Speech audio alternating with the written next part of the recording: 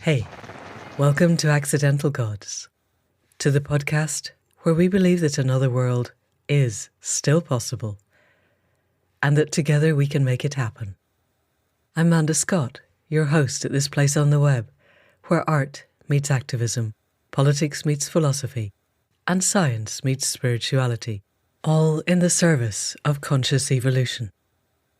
My guest today is an author, a campaigner, an activist, and one of the deepest thinkers of our age. And in this week, where COP26 is happening, where activists from around the world are gathering to endeavour to impress on the world leaders the need for urgency and genuine change, it felt really good to talk to someone who has really considered what activism is about. Anthea Lawson is the author of a book called The Entangled Activist, which comes from Perspectiva Press, which says of itself that it provides soul food for expert generalists. And The Entangled Activist is one of the most deeply personal, deeply useful, deeply constructive works on activism I have ever read. Anthea comes to it from over 2 decades of campaigning. She has worked to shut down tax havens and stop banks fueling corruption. She's worked to stop ecological destruction. She's worked to stop the arms trade. She's worked for Global Witness, Amnesty International, and many other campaign groups. She has dug up Parliament Square in guerrilla gardening efforts and been arrested with Extinction Rebellion. She is, at heart, an activist, and she is at heart someone who deeply thinks about what activism is, what it means, how it works, and how we are all embedded in the system that has created us and that has simultaneously created the need for activism. We talked for quite a while, Anthea and I, and then at the end, after we'd said our goodbyes and done the closing statements, we carried on for a bit, or at least we went back over some of the stuff that I hadn't fully understood and that she felt she hadn't fully explained. And rather than stitching that into the podcast in a way that I think would have been rather clunky, we have added it on at the end.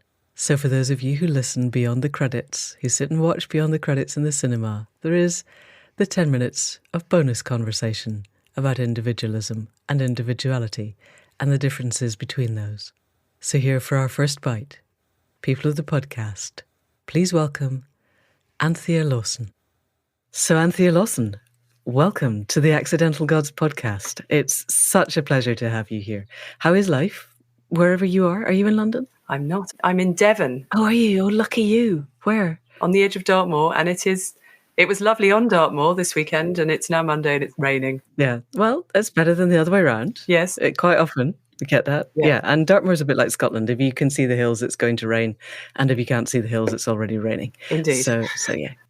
But, some places in the world don't get enough rain, so we should be grateful. Mm-hmm. And that's one of the things I know that Jem Bendell is really key on, is as the climate falls apart, we're either going to get too much rain or not enough in long periods, and we need to collect the rain when it's there and shelter everything we're trying to grow while we have it, and then collect it for the long periods when we don't get it.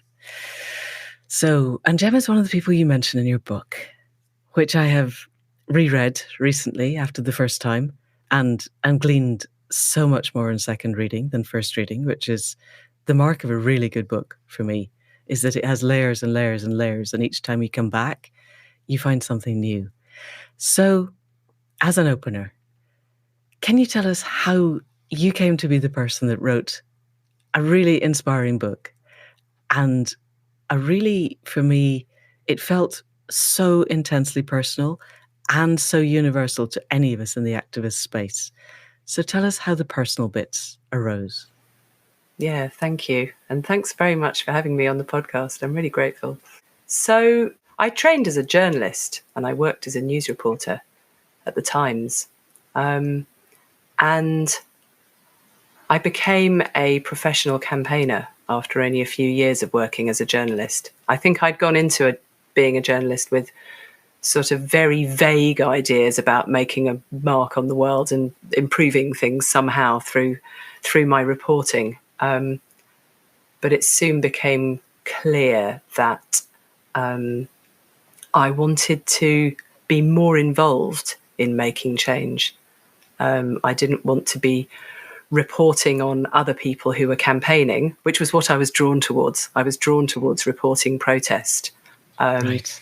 My first front page story was protesters, pro-Tibet protesters being blocked from the view of the Chinese premier in 1999 by the Metropolitan Police vans. And I was sort of jumping up and down on the street with them. And I wanted to be more part of it than I was. Because you were working for The Times, which is not, one imagines, a newspaper that's in support of the protest, really. Well, was it more so in those days? Yeah, I don't think they had a. Well, actually, there are plenty. You know what? There are plenty of things to say about Murdoch and China and what was going on at that point. So yes, there probably were all sorts of complexities there, because there was talk about what was going on with one of the publishing companies that he involved and that he owned in China. But actually, for me, it was wanting to be more part of it and realizing that my values weren't neutral. I mean, say what you like about any particular newspaper. I ended up there because there was a job on offer. And it was a good paper. Yeah, and it didn't completely fit with my political values, but I sort of wanted to make my mark, and I was in my 20s, and it was a great opportunity, and I was very fortunate. But what I was realising, this was when the anti-globalisation protests were going on. This was when Naomi Klein had just written No Logo. Right.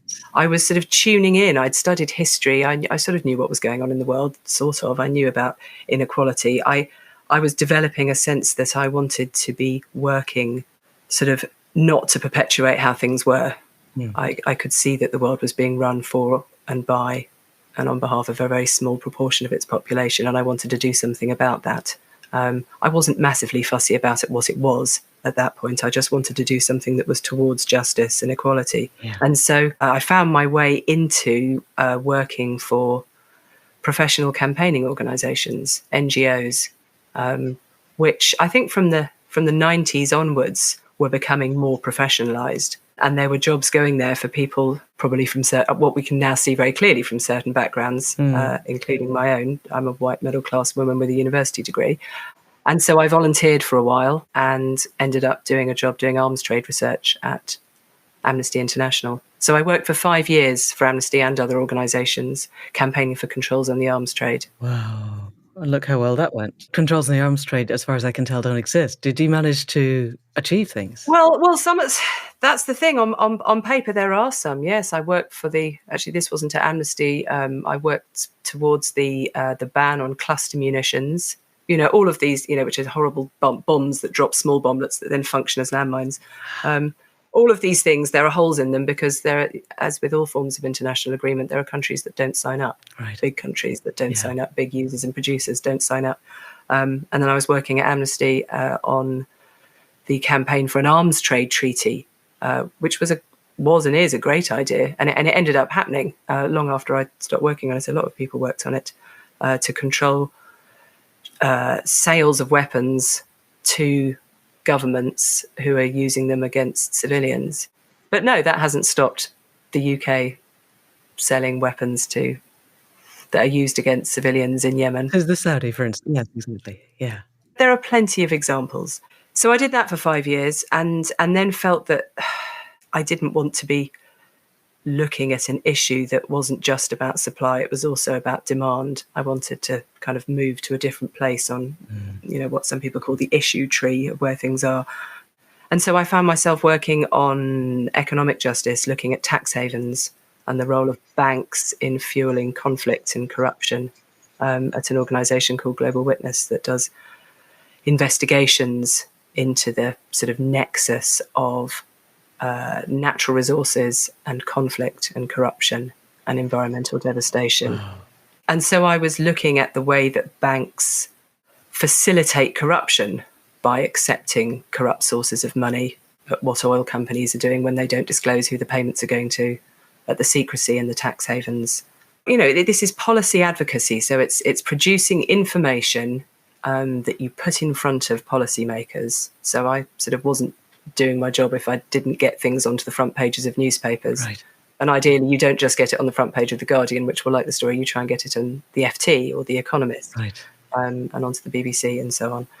And then you find people within the system, within the political system, who want to do the same thing as you, and you work with them. You provide the pressure from the outside. They do the stuff inside, and you can get laws changed and you can get policies changed. And yes, sometimes it does work, and it did work in this case. A campaign I sort of helped push from Global Witness's side that lots of other organisations worked on to end secrecy over the ownership of companies, which is the mechanism for any kind of dirty money, tax evasion, dodgy deal. I mean, it's still what's coming up. This is what is at the heart of these big data leaks. Right. The Pandora Papers is the latest one that's come up. Yes. And this was before those big data leaks were happening, and we were just sort of starting to see the damage that these companies were causing. And we pushed for changes to regulation. And so a thing that I'd been told by some World Bank bloke in 2008, Anthea, if you were an economist, you would know that what you're saying is simply not possible.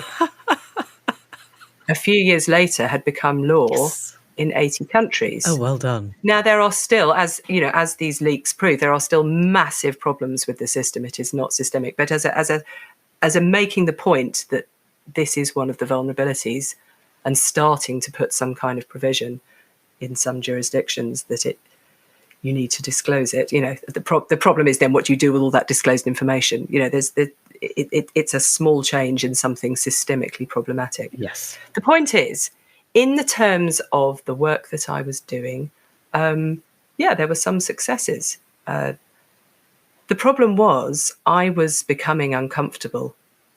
I was noticing several things. I was noticing the ways that we were working seemed to mirror the systems that underpinned what we were trying to change. Yeah. So one of the things I noticed was here we were assuming a rational actor when we put our carefully libel-checked and sourced investigative findings in front of somebody. We're assuming they're going to respond to them in the rational way that we want and do what we want with it. Yeah, sometimes they did, and quite often they absolutely didn't.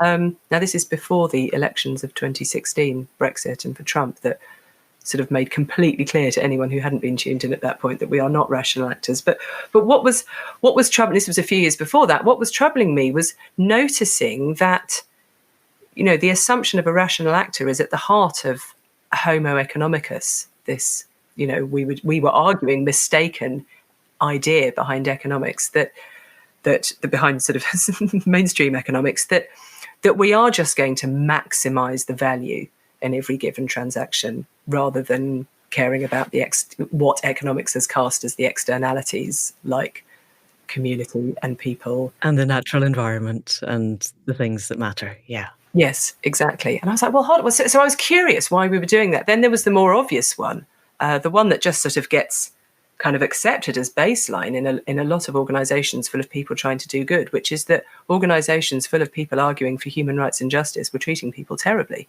Right. Internally. And you just think, well, yeah, that's just ironic, isn't it? I used to think, well, that's just an irony. But I was starting to wonder about the deeper patterns behind that. Right. Then another pattern is the working to burnout point, Yes. Working in capitalist ways to try and undermine or reform or dismantle, whichever your take is, a system that is telling us to work endlessly in order to burn the planet out. Yes. These sort of correspondences were making me very curious and uncomfortable.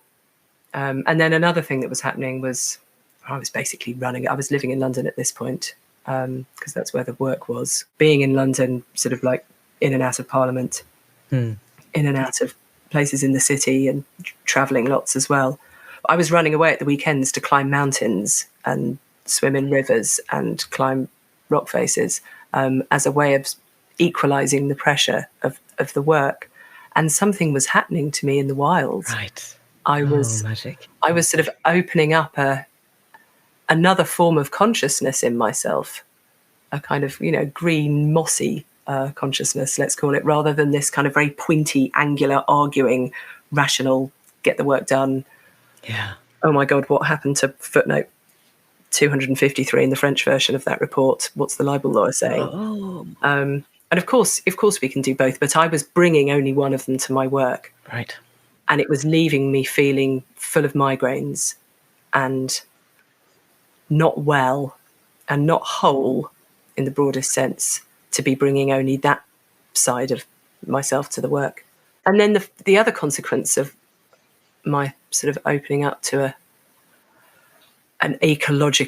sort of deep ecological form of consciousness, really, which is that the gap between me and the natural world was so much less than I had understood and been taught. Well and done, been that told. woman. Yeah.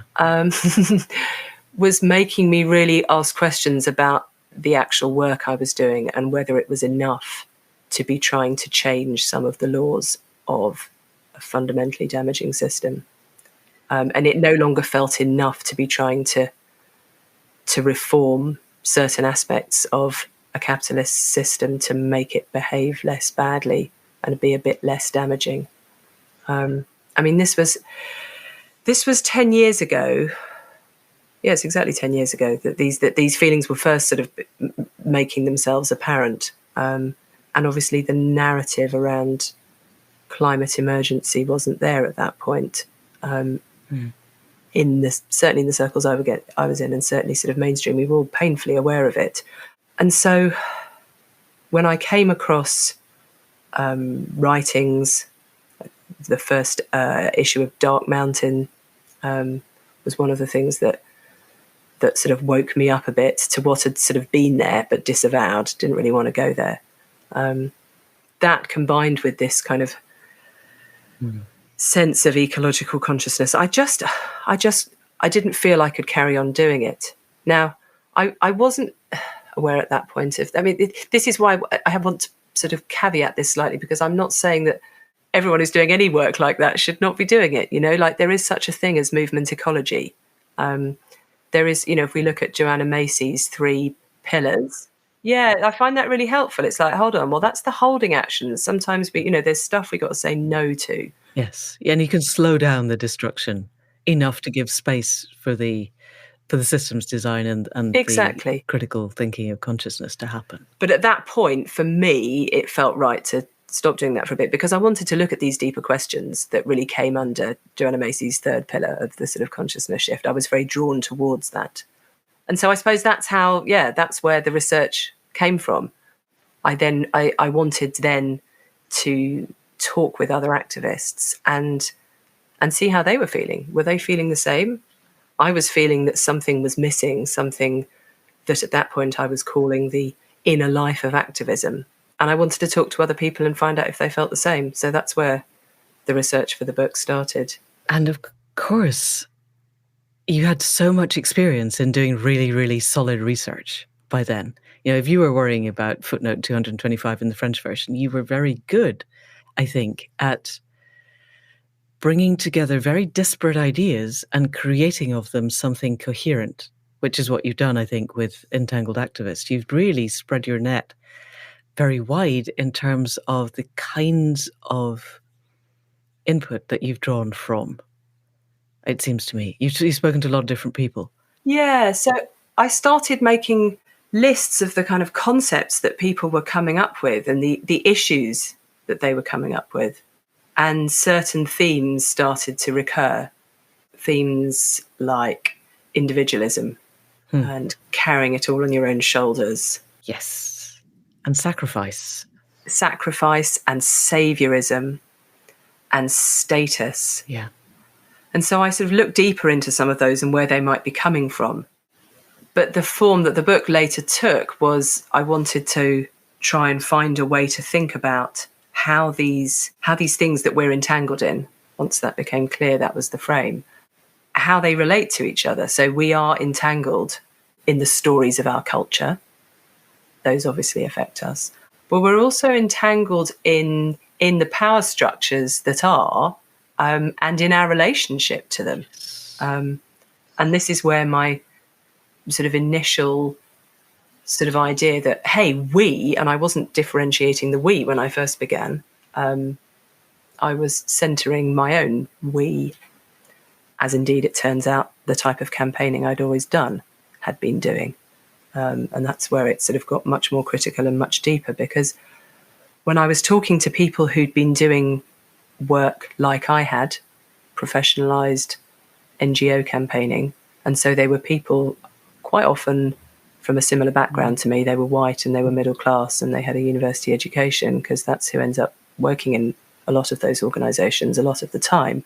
They were saying, oh, yes, we do need to talk about the inner life of activism. And I totally think the same thing. You know, can we talk about the status quests and the heroism and the carrying on our own shoulders and the burnout?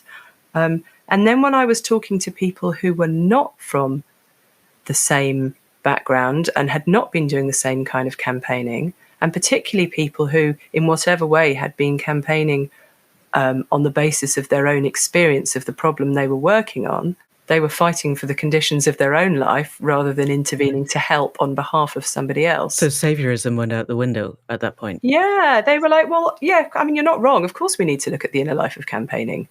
But that's not new from where I'm coming from. You know, we have to look at the inner life of campaigning because we have to sort of think about what this system is doing to us, and we have to work out how we're going to speak out and be heard when we don't necessarily have an expectation of being heard. Right. And so I'm just thinking about whether I had intended when I began to write so personally. I'm not sure I did, actually. I knew there would be some personal stuff in it, but I realised there was absolutely no way of talking about our entanglements as activists without looking at my own entanglements.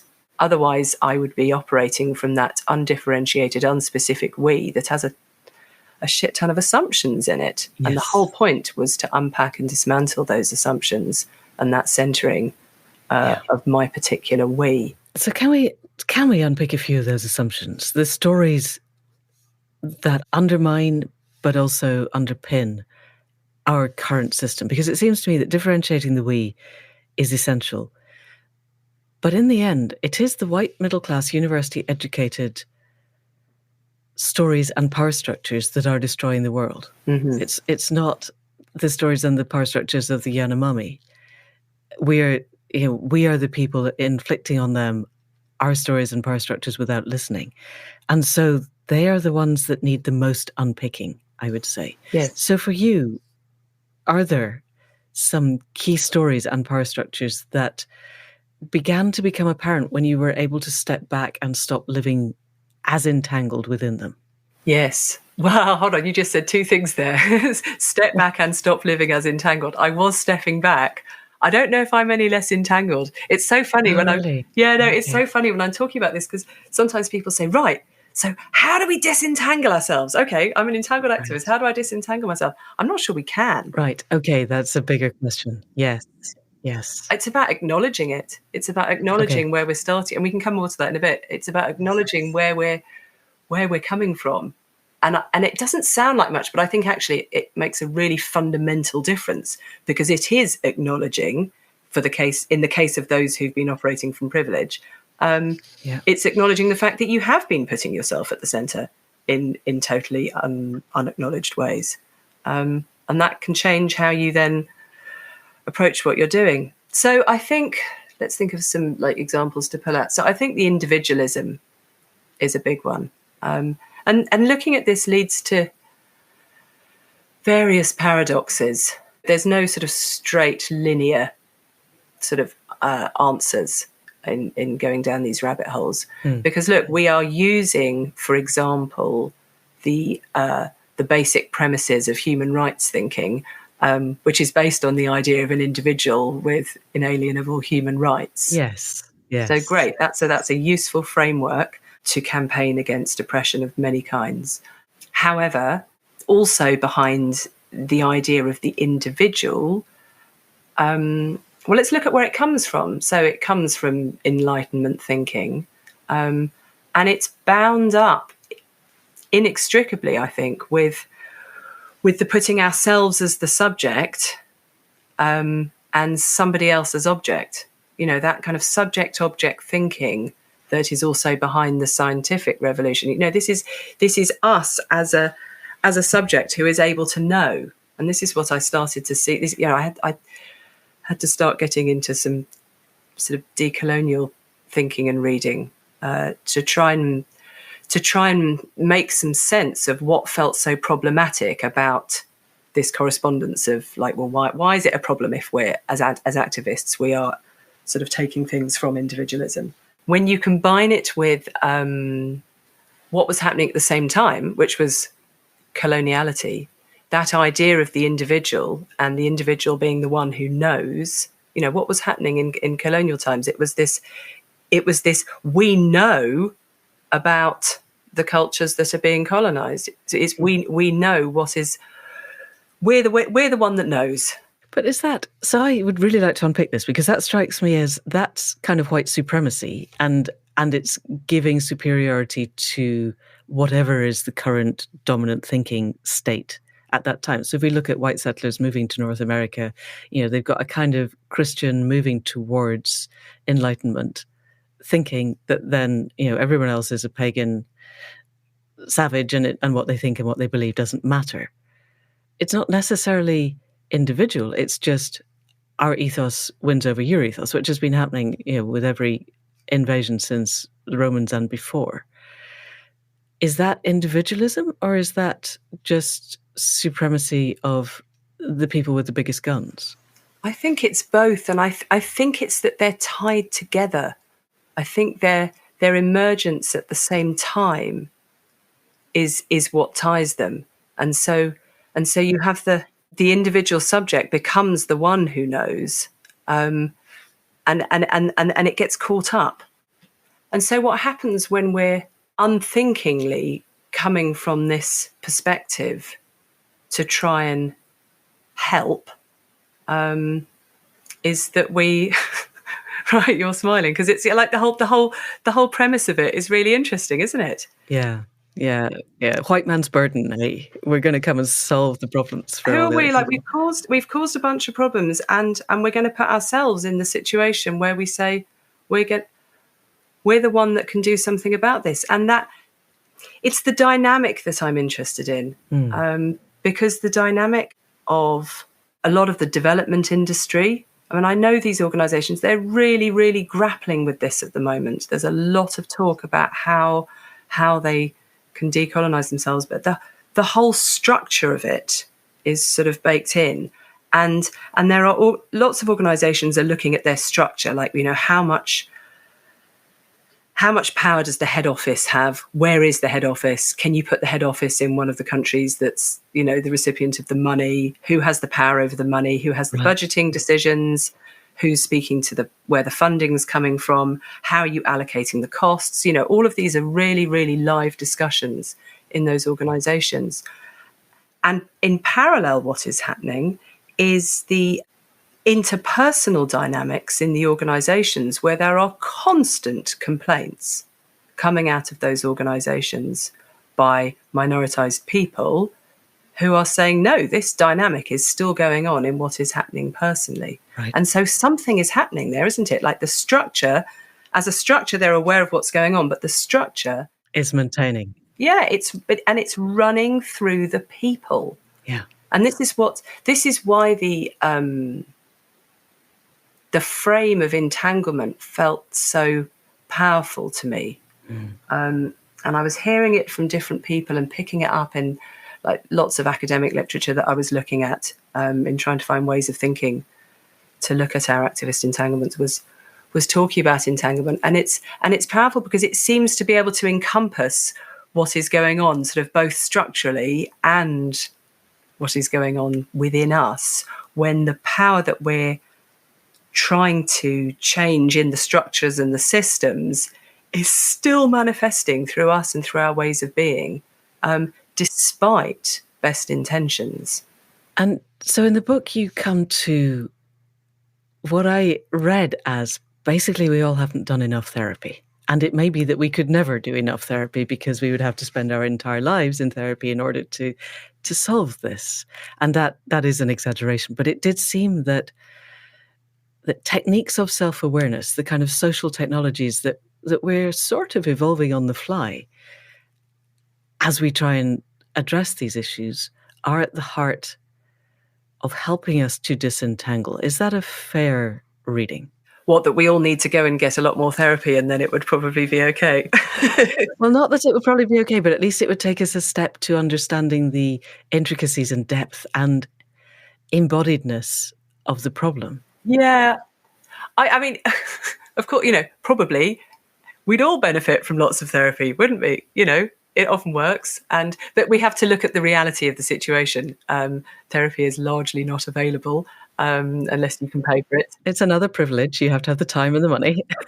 Yeah, exactly. It's expensive and it's time consuming and so on. And so, my proposal is not that we all go and therapize ourselves, and this can get dangerously close to the, I hesitate to mention his name, the sort of Jordan Peterson kind of, go tidy your room before you dare to become an activist trope. I don't really want to go there, but it's... No, I really don't. Although I have heard people who have very carefully redefined what tidy your room means to suit what we're trying to say, as if that makes it all okay. So because sorting your own stuff first, no, indeed, isn't a new concept. Indeed, that's exactly right, isn't it? So I think this is what's so interesting. We're in a polarized culture that polarizes inner and outer, soul and world, rationality and emotion. Choose whichever set of dualistic pairs you like. They're all there. And so in that polarization of inner and outer, we're encouraged to think that we can't be doing sort of both at the same time. And I think this runs really strongly through political movements and activist movements. It's like, well, no, we haven't got time for that stuff. This is way too urgent. And it sounds like we're being encouraged. It's either you've got to stay out there sort of on the barricade fighting or sitting in the road or whatever it is you're going to do, or you're going to retreat to the meditation cushion or the yoga mat. And, somebody I interviewed actually sort of like came up with a quote. He was like, right, I want to get more people off their yoga mats and into lock-ons, which is the technology for like, sitting in the road, holding on to somebody. Yeah. And more people out there lock-ons and onto the yoga mats. It's like, actually, I think what we're talking about is a more easy movement between the two. And it doesn't have to be specifically yoga mats or meditation cushions. That's not really the point. It's that I think what we're talking about is encouraging cultures of reflection as part of the activism we're doing. And when we acknowledge that, this is a fundamental kind of strategic point. It's like, where do we think the problem is? Because so often in every form, actually, of activism I've ever done, whether it's kind of community stuff, whether it's professionalized stuff, whether it's like hanging out on permaculture projects, trying to live off grid and grow our own food and run the community in ways that work and all of that, the same thing happens. There's always a kind of, well, the problem is those people over there. The problem is that system and those people who are running it. And it's not us because we're good, because we're the activists or the ones who are living on an eco thing or whatever it is. And so when we are acknowledging that we are part of the problem, then looking at our own ways of being becomes an integral part of our work on the wider problem. And do you think it becomes all of our work on the wider problem? I was listening to Daniel Thorson earlier discussing his new project in Canada where they're trying to create people who simply by their presence can move into any community or situation and become what he called omni-harmonizers, which I thought was a very interesting idea. And it goes back, there's an old Taoist story of the sage who's called to the village and there's been no rain for years and they're all dying and the drought is terrible. And they all want to do stuff with him. And he says, no, leave me alone. And he goes and he sits in the center of the village. And about an hour later, the rain starts and they all go, what did you do? And he said, I was just fully present. And I it's a story and who knows. But is it in your view the case that if we do the inner work, the outer work will arise? Or have you found a balance point between the two? Do you mean that if we do the inner work, the outer work will arise within us, as in we will be moved to do the things that need doing in an appropriate way, or that the world will change because we have done the inner work?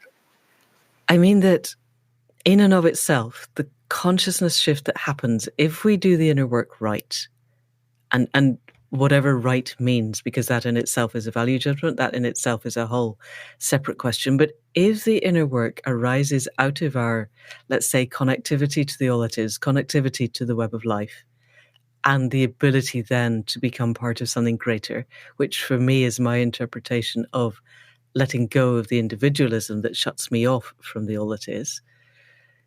If I could do that, if you could do that, if we could do that, in and of itself, is that the consciousness shift that is the third part of Joanna Macy's triangle?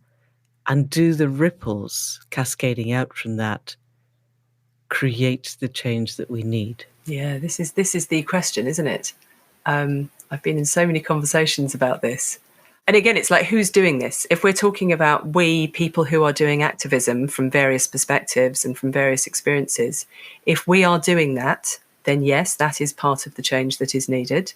It will certainly make our activism more coherent. I do believe that, and perhaps easier to hear from outside. And I do believe that the change of any person doing that does ripple out. It ripples out into our every relationship and our every interaction. I know that from, the state of mind I'm in when I'm interacting with my children. I can bring about a completely different outcome just by being different. So of course it will have an impact. Right. However, Right. Who's that we? If we're saying people who are tuned into what's happening in the world and realizing that action is needed or that change is needed and that something needs to be done, then that's not enough people, I don't think, at the moment, for those to be being differently and that to be enough of a ripple to turn around the systems of destruction that are currently underway. I think the fact is we also need some activism at the moment. So the third part, the other part of Joanna Macy's triad, Yes. then you need the holding actions, which is the activism. You need the systems design, the people conceptualizing how the system might be, and you need the shifting consciousness. Yes. Where are you on that triangle, do you think? That's such a good question. I feel like at the moment, in terms of how I'm spending quite a bit of my time, I feel like I'm being a bit of an activist, and that doesn't necessarily mean holding actions, on behalf of a shift in consciousness. And there's so many funny sort of little circular things I can get into there because I can find myself being a bit of an old style activist in my old ways, sort of. What does an old style activist look like? Is that sitting on the road on the M25? I'm talking about, in my case, being very, very angry and like really sort of going off like a rocket at the slightest provocation and or the slightest opportunity. So I can get sort of very sort of overexcited about things. Right. And so I sometimes catch myself like, oh right, am I being a bit dogmatic about that? Isn't that just something that I was talking about something the other day, and a very dear friend said, and I was sort of struggling with something in my head, and she said, I've read an interesting book about that recently. And I said, oh really? And quite innocently I said, oh really, what's that? Tell me. I'm always collecting book recommendations. She said, yeah, it's called The Entangled Activist. Yeah. I was like, oh wow. Love. Here we are. Yes.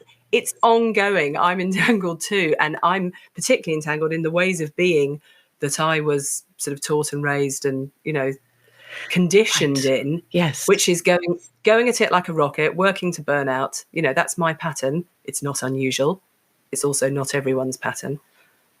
So those are the particular things that I'm sort of coming at. Also, when I'm doing the campaigning that I am doing, it's catching myself turning the other side into, they're the ones who are totally wrong and I'm totally right. Now, look, this is really hard, isn't it? Because quite often they are doing something awful. Yes. It's not like they're not, when I'm saying we need to acknowledge how we're part of the problem and the structures of power come through us as well. It's not like they're not doing something awful. It's not like there isn't a problem with what they're doing. No, the oil companies are the oil companies. The banks are the banks, and what they're doing is criminal. Yeah. So, so we've got to sort of hold our position against that still, but there's a balance in it. It's also about sort of how tightly I'm holding on to my ideology. It's about, can I hear another point of view without going into orbit immediately?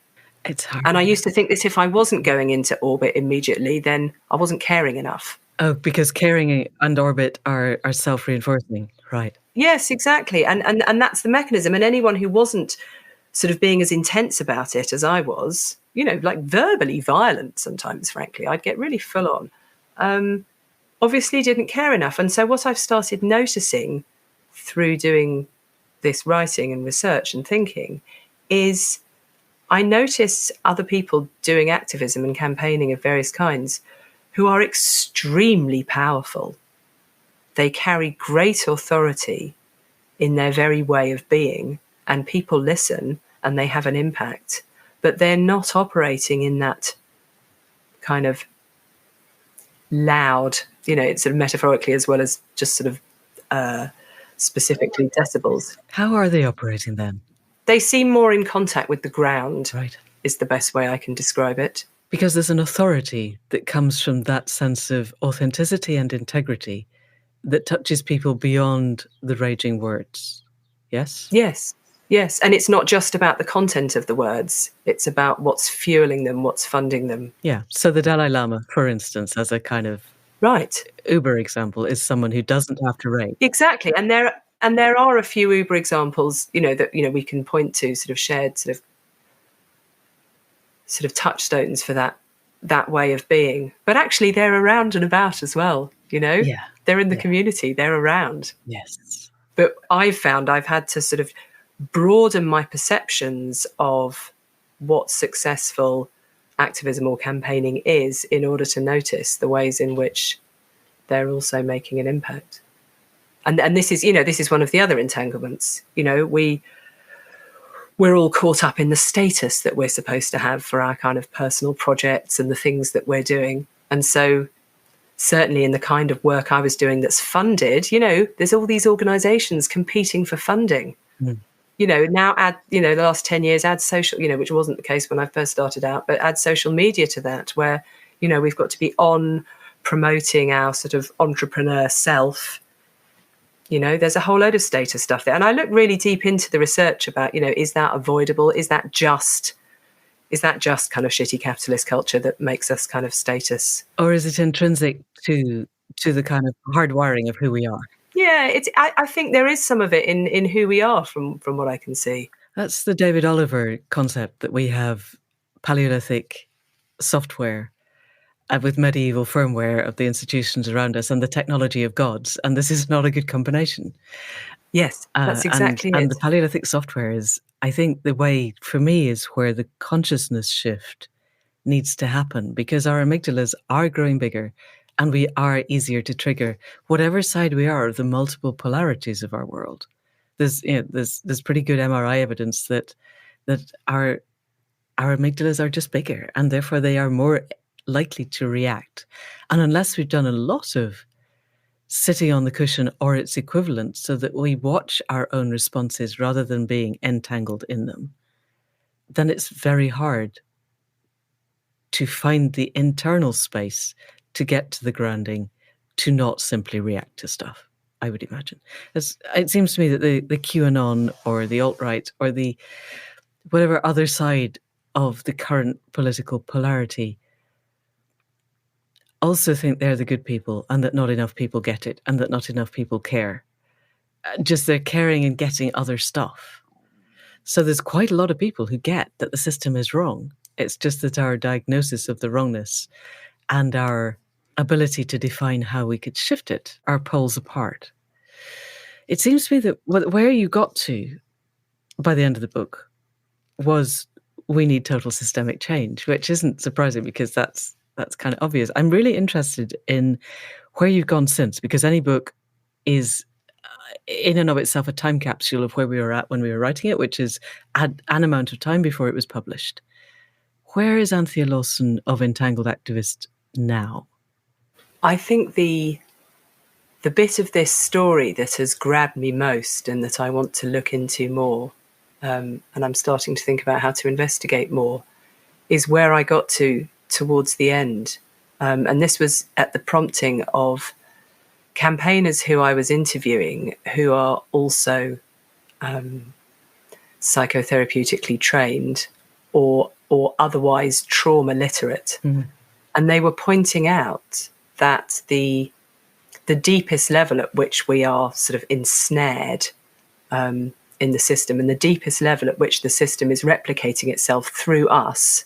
And so, if we're not aware, we're just going to recreate aspects of the status quo, is in our nervous systems. So this is a good link from what you were just saying. Because, and this is not to say that everyone is traumatized and so everyone is, running some sort of aspect of sort of fight, flight, or that everyone's numb. A lot of people in our culture are.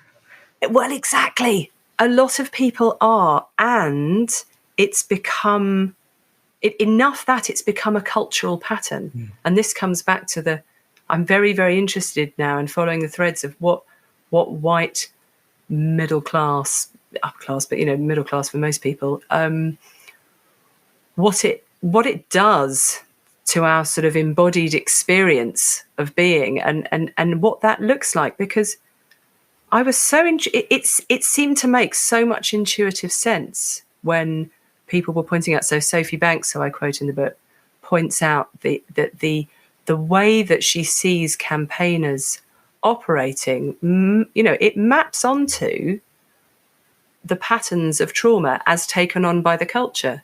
So if we are having a sort of we're quickly triggered into fight flight mode, then we have to work out instantly. That's me clicking my fingers, sorry. We have to work out instantly who's going to win in this situation. Am I going to be eaten, or am I going to eat somebody? That's what's going to happen.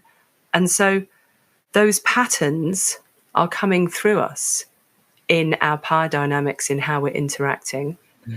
And we don't necessarily, obviously, many people may be traumatized because there is also developmental trauma, which is about how child rearing happens, how much we're held as children, whether we've got a calm enough way of responding, whether our sort of systems, our nervous system is organized in an optimum way to trust that the world is going to give back what we need, and that we're not going to have to fight for it. But even if we're not traumatized, the normalized patterns in the culture are such that, if we look at the people in power, it is normalized to be fighting, seeking dominance over, constantly. I like the metaphor of, the fight and flight, but the flight bit is kind of like being on the run, and the working that we're doing, and the way that we work, and constantly having to be doing, achieving. They map on as cultural patterns in such compelling ways. And then numbness, as another cultural pattern, as a trauma response, but also as a cultural pattern. I mean, look at the numbness of the people in charge.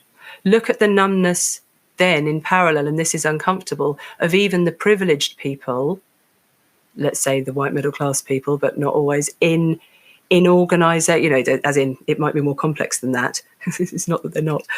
In organisations that are trying to help when confronted by people who are struggling within those organisations because they've been minoritised.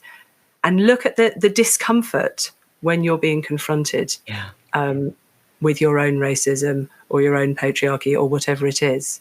That, the cultural patterns of numbness kind of seem to fit that discomfort. So I'm really interested in looking deeper into that. Kind of both within activism and within the culture more widely. Because actually what became very clear of looking at activism was that it's just a microcosm of life, really, in multiple senses. There's the sense in which it is absolutely essential in order for life to be okay, as far as I can see it. Any freedoms that we have been fought for. That is true. But also everything that was coming up, it's the condition of being human. Because when it comes down to it, if we're trying to look at who's exerting power over whom, how power structures are making themselves known through us in our activism, that's about how we're relating to everyone who is not us.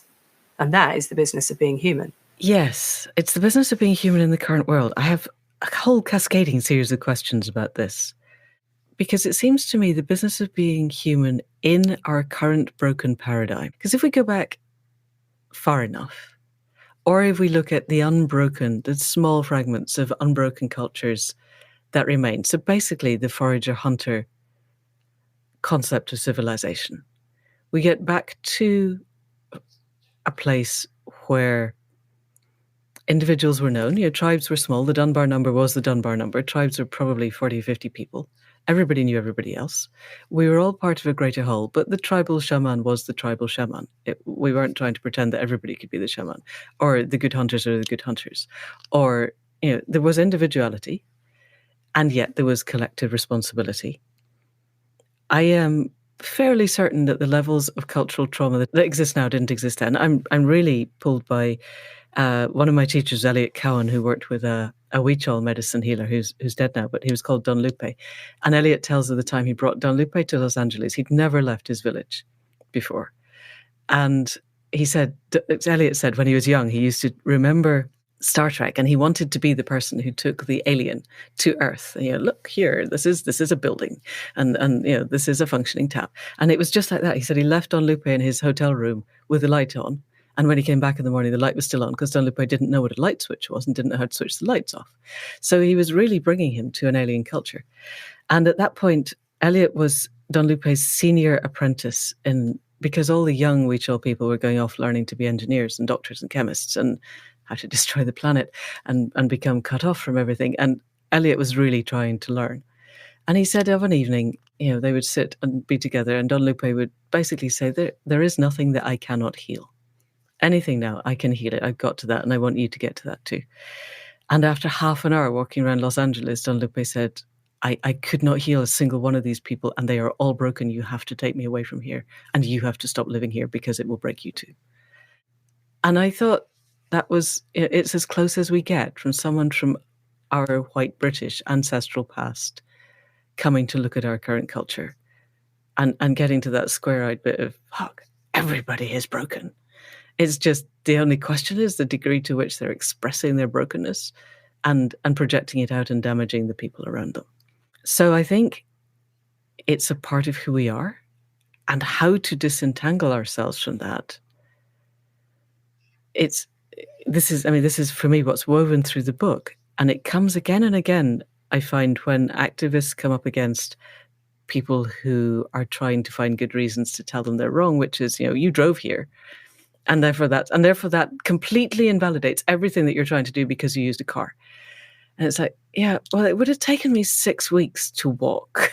And by then, the action would have been over, or how do I do that? I've got a friend who's walking with his polar bear to Glasgow as we speak, leaning on the kindness of strangers, a lot of whom are contacting him and going, well, I would like to walk with you and the polar bear, but you're a member of XR, so I can't. I thought, hello, way to go, finding good reasons to give yourself the moral high ground and not have to bother walking for half a day with a polar bear to Glasgow. Yay. I get really triggered by that, so we won't go there. But how then? And I think we possibly have to think in real time, but you've clearly been thinking about this a lot. I think we're beyond the point where incremental change is going to work. We don't just have a political time limit, which has happened through most of our encultured past. We have an actual physics time limit.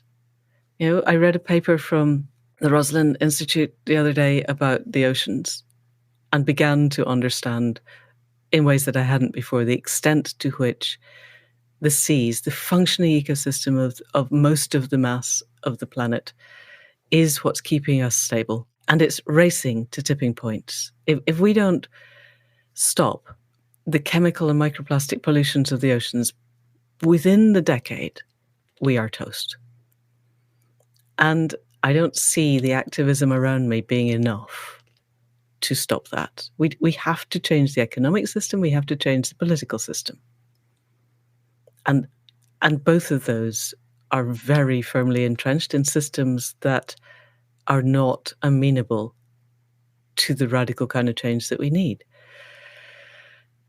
Have you got there yet? Is that a place you've got to? And if so, do you see a way forward?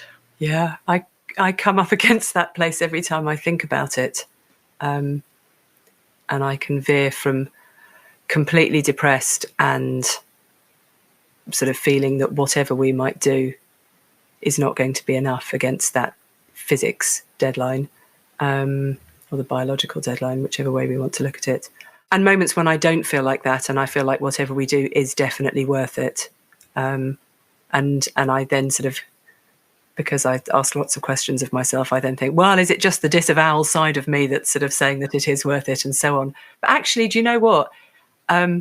We can't not, as far as I can, my way of seeing this is like, well, we can't not do anything. And so we will carry on doing things. And, you know, because this comes up in the questions I had to ask myself about, is it worth looking at these questions about how we do activism when it's so urgent?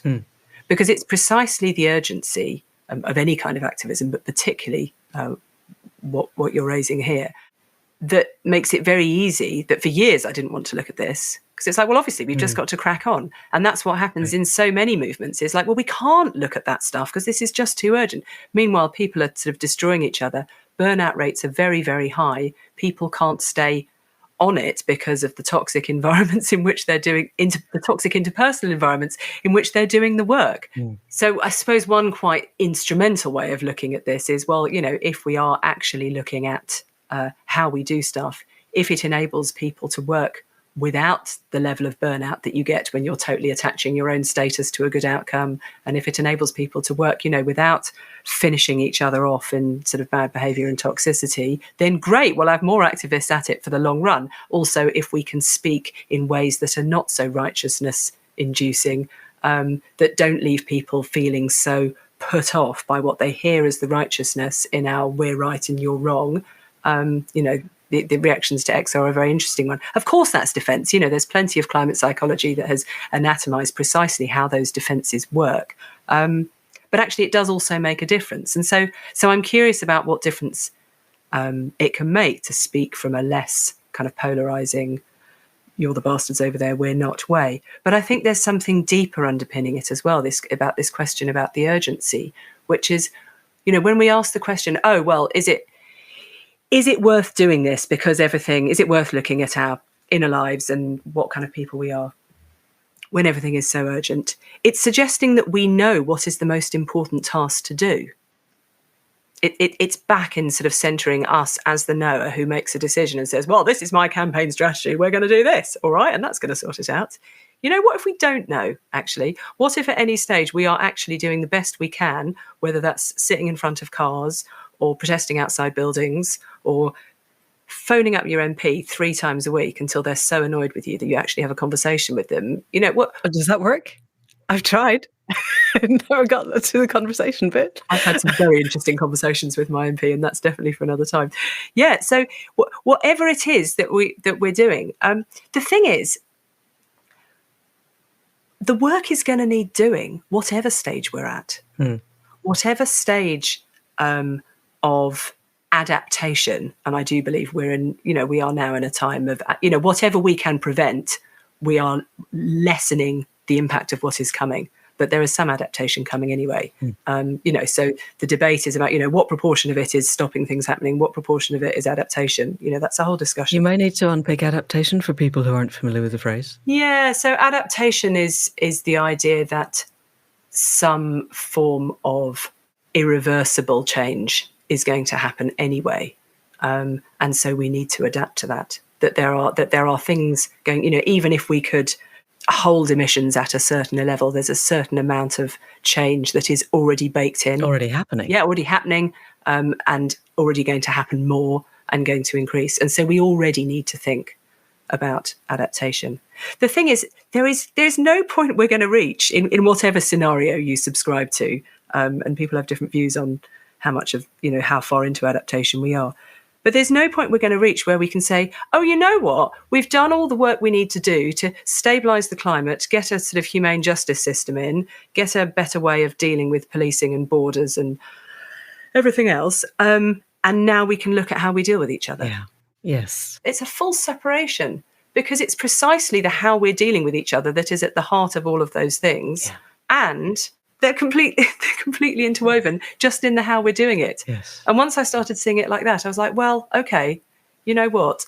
I'm going to carry on doing the holding actions and I'm going to experiment with ways of bringing myself to it differently. And that feels like, my balance. I'm no longer, maybe this is age, maybe this is the sort of evolution of my thinking, maybe it's a cultural thing that's happening, maybe it's like where we are, it's sort of cultural evolution. I no longer feel that I'm going to solve everything that I want to solve in my lifetime. And that's partly because of what's very clear now about where we're at ecologically. And it's also partly because I've realised the absolute privilege presumption that I could ever do that anyway. Yeah. I've got friends who come from different backgrounds to me who never had that presumption. They never went into activism thinking, everyone's going to listen to me. They never sort of thought, I have the power to make this happen. So, I've had a sort of, humility moment of getting real, actually, about what it is I can do. And I don't need to not do activism, even though I've realised that limit. It's okay. I'm happy to, I'll go down fighting. I'm happy to spend the time I've got, however long it is. I'm in my mid-40s, doing what I can do that works for me in my circumstances and that feels like the right thing at that point. Alrighty, so we're running out of time. So many things I want to ask, but I have one last question, which is, how do you personally, in any given moment, reach a sense of what is the best that you can be doing? Because it sounds like you are living the old adage of be the change you want to see in the world, which seems to me the kind of core of what you're saying. There's no point in expecting those out there to suddenly become really nice, fluffy, lovely, balanced, wonderful people while we in here are busy mincing each other in an attempt to make those out there become really nice. So we need to be the change we need to see. You're living in Devon now. I'm guessing you're living a different life to how you were living in London. What do you call on, I'm meaning on an inner level now, to help you find what action, from making breakfast for your kids to sitting in the road, the total spectrum of your activities in the day, what is your source of inner wisdom? It's two things that are completely interwoven. And one of them is stillness, whether it's the physical stillness of stopping in quiet in order to access the stillness within me. But one of the ways that I find the stillness within me is by getting in the river. Oh, yay, wild swimming. It's such a cliche. Is it? I don't think so. I think it sounds wonderful. You must live near the river, do you? Everyone seems to be, it seems to be a sort of joke to have to stick the word wild in front of it now.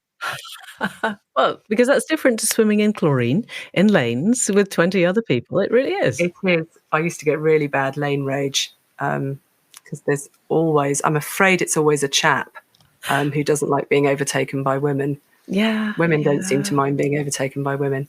Yes, no, so I now live near a nice river, which I'm very fortunate to live near, and I get in it year round, and I find that brings a form of stillness within me that hopefully lasts and can withstand a bit of the inevitable impact of time with my children and family and all of the things that need doing, to hold some of that core within me that I can access later in the day. Yay. But yeah, that is very, very much a work in progress.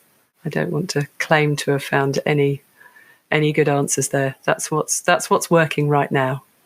Yay. But for people listening, we're all works in progress. And the work in progress that works for you may work for somebody listening. I think that's really important, is that sense that we can share the agency that we've found.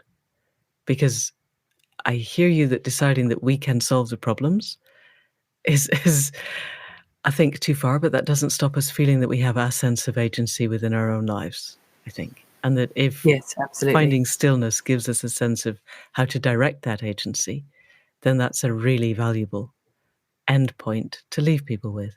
Anthea Lawson, author of The Entangled Activist, and so much more. Thank you so much for coming on to Accidental Gods podcast. Thank you very much. I really enjoyed the conversation. And so, that should be the end.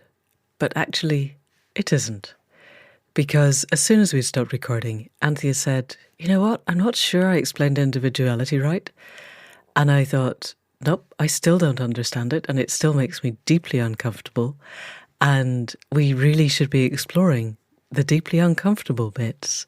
So we did. When we recorded it, I thought we were going to try and be clever and stitch it back into the podcast, so we framed it like that. But actually, having listened to it, I think it's much better just coming on the end here as a bonus part.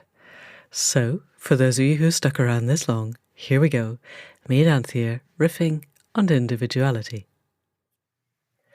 So, I'm hearing that individuality in a white Western, the weird context, the Western educated, industrial, rich, democratic place is a bad thing.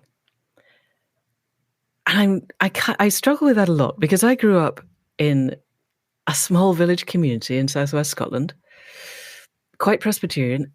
Twitching curtains weren't even necessary because people didn't bother to draw their curtains. Everybody knew what everybody else was doing. And I grew up knowing that I wasn't going to be heterosexual.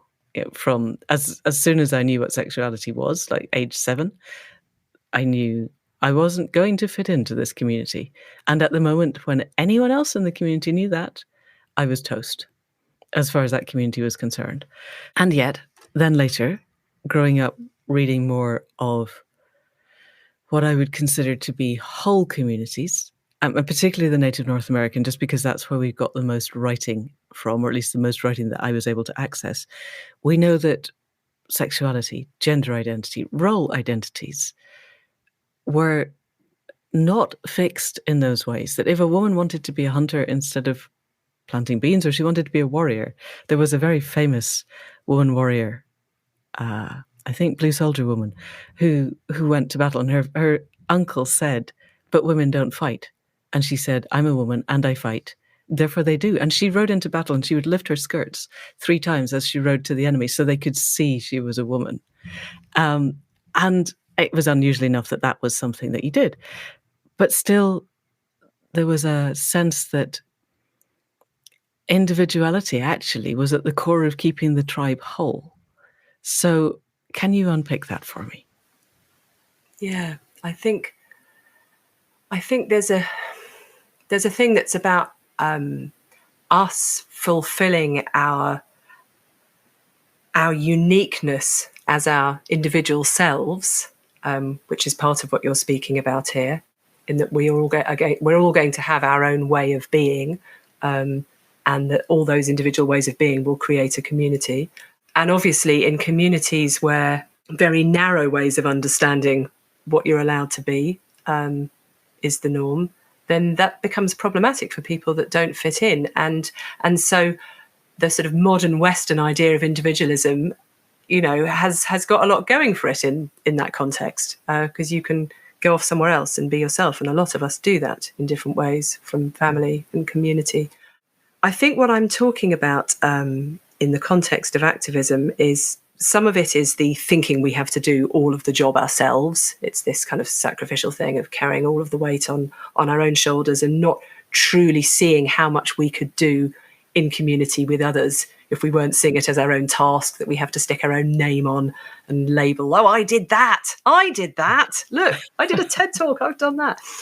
But it's more than that. It's that in the entanglement of the growth of individualistic thinking, and the growth of, this is Enlightenment times, this kind of centering of the individual as the kind of locus of knowing. It's I think, therefore I am. We can think, we can know something about everything else. So that's behind sort of scientific perception, as we can perform kind of objective, measurable observations on something that stays the same, and we're the same knower. Mm-hmm. And we pin that down sort of in science, and we're nothing to do with what we're observing. We have no effect on what's going on with what we're observing. And it's entangled with the other development that was happening at the same time, which was colonization. And so that idea of the individual sort of gets tied in with the colonial relationship. And so for some people, that then becomes, well, we know something about other people. And that form of knowledge generation was what underpinned the political and violent process of extraction and colonization. And it's the echo of that playing out when the people who historically have benefited from that relationship, which is the white middle class people, for example, in Britain, for example, in organisations trying to fight colonial legacies of inequality in tax havenry or aid policies or all the things, trade policies, all the things that are going on, are ultimately playing out that same relationship in how they relate on an individual, interpersonal basis with people from those places. What that kind of subject-object kind of perception that we've internalized, some of us, of what being an individual means, is that we are always putting ourselves as subject to somebody else's object. We're all kind of, in psychoanalytic terms, kind of grappling for the subject position, when in fact there is another way of being. And some people call it intersubjectivity, and some people call it interbeing. And it's a way of relating to each other in actual equality, where the other person, it's subject-subject relating rather than subject-object relating. And in that idea of intersubjectivity is also that we're not two individuals who pre-exist and who then meet. We are effectively made up by our interrelations, which is what is truly happening in community when people are engaging on that basis. That feels much better, because that feels more like the accidental gods being part of the web of life, or the African word, the Ubuntu, the I am because you are. Exactly. We don't, we can again get into this sort of, Western campaigner mode of like, well, we have to make up a new concept and, perhaps we'll sort of like start a think tank out there and sort of put it all out there. You know what? It's already there. They're all out there. Yes. It's already there. Yes. It's just that we need to learn how to access it. Yes. Through an entire generational or personal experience of being separate. I'm watching Faith's grandchildren grow and going from being born as little forager hunters, Paleolithic minds notwithstanding, they are wild and connected.